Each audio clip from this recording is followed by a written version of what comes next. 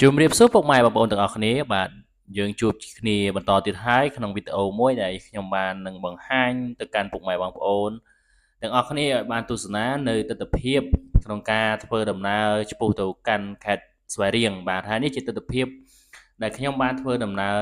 នៅតាមដងផ្លូវជាតិលេខ1ហើយយើងកំពុងតែឆ្ពោះទៅកាន់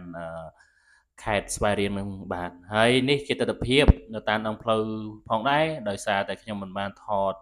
ពីសកម្មភាពនៃការចេញពីភ្នំពេញទៅកាន់ខេត្តស្វាយរៀងតាមដងផ្លូវនឹងទេបាទហើយនេះយើងបានមកដល់ខាង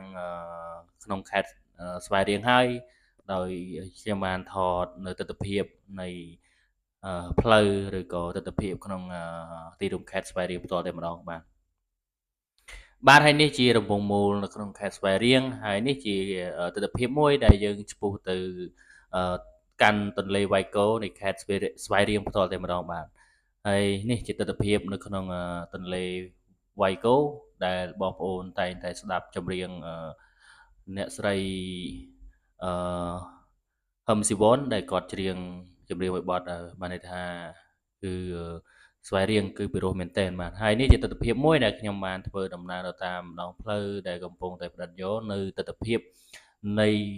ទន្លេវ៉ៃកូនោះផងដែរបាទហើយយើងឃើញហើយទស្សនវិជ្ជានៃទន្លេវ៉ៃកូគឺធំមែនទែនបាទហើយវីដេអូរបស់ខ្ញុំអត់មានអីច្រើនទេសម្រាប់ការចែករំលែក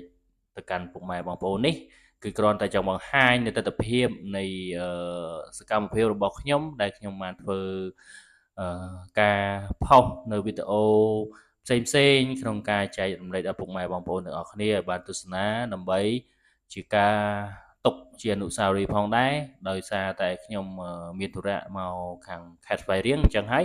ខ្ញុំថតនៅសកម្មភាពផ្សេងៗឬក៏ទស្សនវិជ្ជានៅ